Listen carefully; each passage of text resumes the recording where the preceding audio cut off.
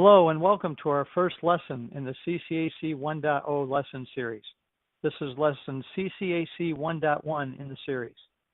The first phase of caucus will be an educational process and learning about the Citizens Constitutional Advocacy Council. That is beginning right now.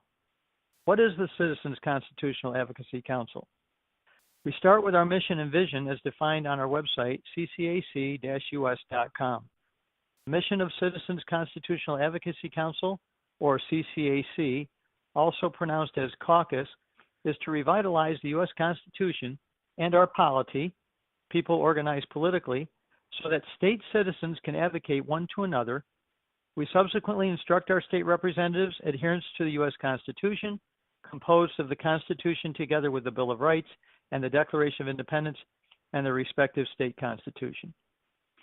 The vision of caucus is to become a duly recognized community liaison that is officially organized between the state citizens and our state representatives in all jurisdictions as a vehicle to improve and promote local self-government through subsidiarity as provided for by the U.S. Constitution. By utilizing bottom-up advocacy and education, we instruct our representatives and monitor their response to such instruction. CCAC, pronounced caucus, is an organization for the purpose of bringing together citizens in such a manner that we create duly authorized councils of American citizens in our local communities with vested, recognized, lawful, and legal authority to work inside the civil government together under the U.S. Constitution and our state constitutions to advocate that we all once again align ourselves with the supreme law of the land and work together from the bottom up to protect ourselves with the necessary polity to allow us to once again govern ourselves through subsidiarity and vested authority through that bottom-up subsidiarity, popular sovereignty, popular self-government, and popular resistance, restoration, and renewal by we the people. Let's now define caucus another way, by each of the words in the original official name. 1. Citizens.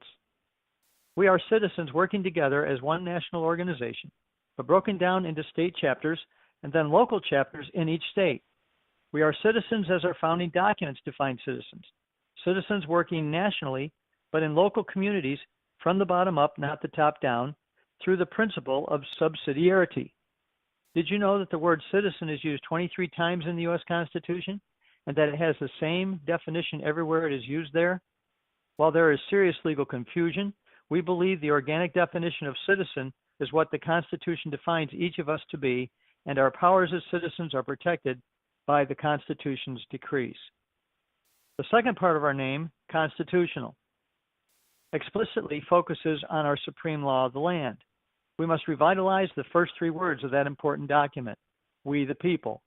We must help our fellow citizens to conform to that supreme law of the land in practical ways, and require every citizen who takes upon themselves a public role, who has taken an oath or affirmation, to keep that oath or affirmation to the Constitution every day of their life and wholeheartedly commit that we all do the same.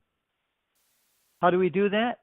Third, through advocacy, to come alongside one another, to work together hand in hand with those who represent us, to do all things legally and lawfully, eminently and unquestionably, in every way to conform to the Constitution, requiring our public servants to heed our instruction toward our representatives, and that our representatives conform to their oath or affirmation to support and defend the U.S. Constitution at all times, in all places, for all reasons that the Constitution requires.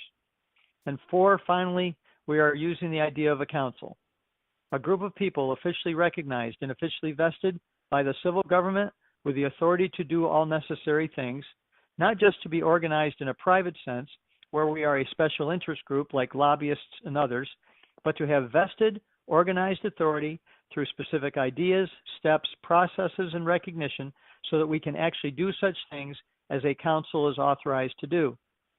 Look at it like having official police power, the ability to have enforcement.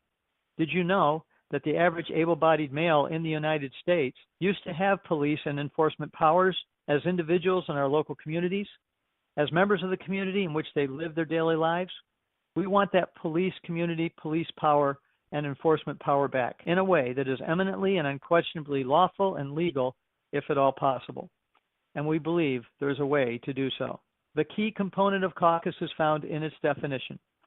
The way caucus is defined in the Free Dictionary is that a caucus is a political group that is larger than a political party that is formed for a specific political purpose.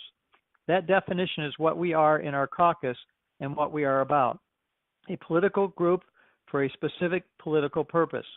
You will soon be invited to become a member of your state Citizens Constitutional Advocacy Council and then eventually of your local chapter. To become a duly recognized vested community liaison and public service citizen advocating for constitutional consent by the civil government, to officially and legally organize between state citizens and state representatives in all lawful jurisdictions as a vehicle to improve and promote local popular sovereignty and popular self-government with subsidiarity in both cases, to utilize bottom-up public service citizenship advocacy and education, to faithfully and confidently instruct our representatives with manly firmness and monitor their response to such instruction, and to advocate that our elected representatives and appointed public servants, as fellow public service citizens, mutually conform to their oath or affirmation to support the United States and state Constitution.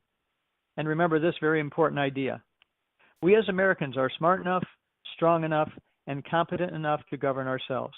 We just need to have, as the Declaration says, the proper principles and the proper forms to do so. This completes our first lesson, CCAC 1.1. Thank you for listening to this information, and this segment is part of our CCAC 1.0 series in our national orientation.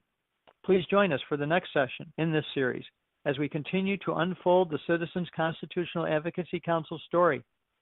This is the extraordinary process in which CCAC will successfully provide continuity of government of, by, and for the people.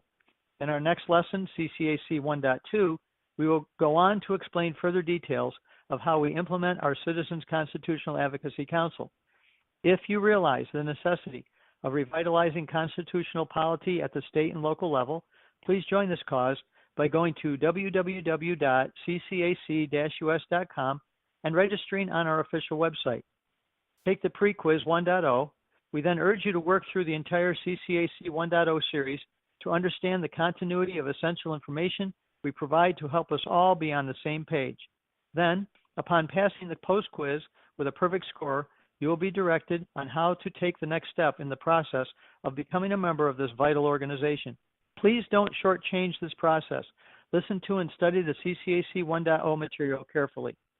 If you have questions or concerns about what you are learning so far, or issues affecting your community, please refer to the links connected to this lesson or contact the person who gave you this information.